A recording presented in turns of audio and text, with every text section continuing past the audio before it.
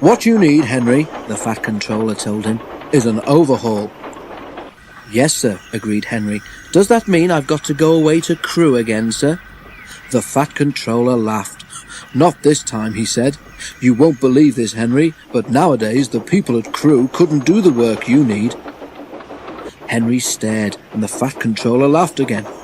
"Don't worry," he said. "We can do everything at my works. All I have to do is get you there." "If James takes the express tomorrow," went on the Fat Controller, "we can couple you in front. Do what you can to help, and you can go to the works in style."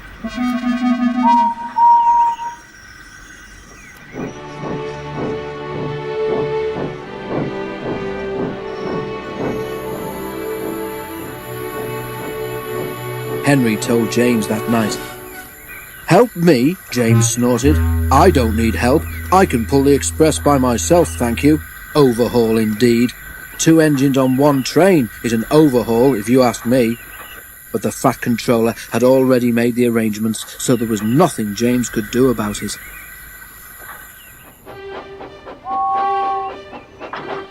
Next morning, James backed onto the coaches in the big station.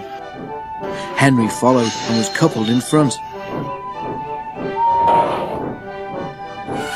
James was not in the best of tempers, but when the Fat Controller came to see them off, James tried not to show how cross he was. "Good luck, Henry," said the Fat Controller. "The people at the works know what to do, so you won't be there too long. James and Vere will take turns with the express when Gordon is busy."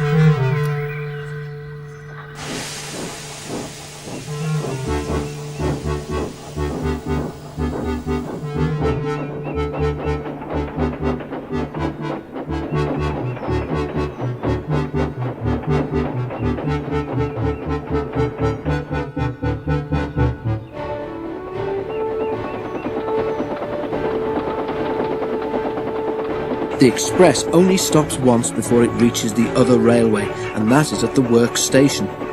Because of his leaky smoke box, Henry could not help very much, but he saved his hardest effort for Gordon's Hill. The 2 engines raced up it faster than they'd ever done. When they reached the top, James was feeling better. "That was fun," he said. "We might even be early at the workstation.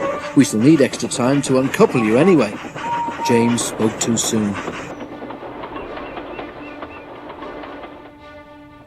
They had just crossed the viaduct when Henry felt something wrong with one of his wheels.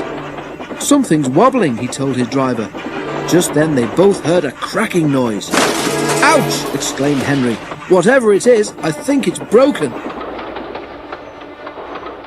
They were passing a station.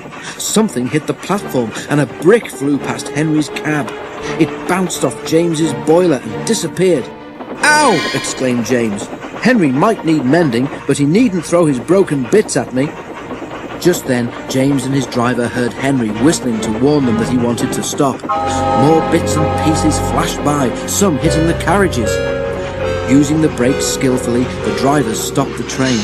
Then, while the guard made sure that the train was protected behind, James's driver went to see if any passengers had been hurt by the flying debris.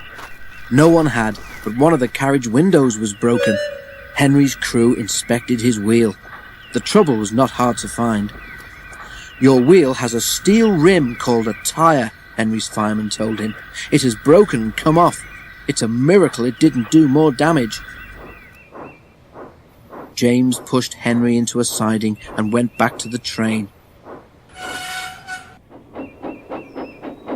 "An overhaul, is it?" grinned James as he passed. "It sounds as if you need retiring, you poor old thing." He guffawed loudly at his own wit and puffed away. Henry smiled to himself. "I don't know about retiring," he chuckled. "I certainly feel tired."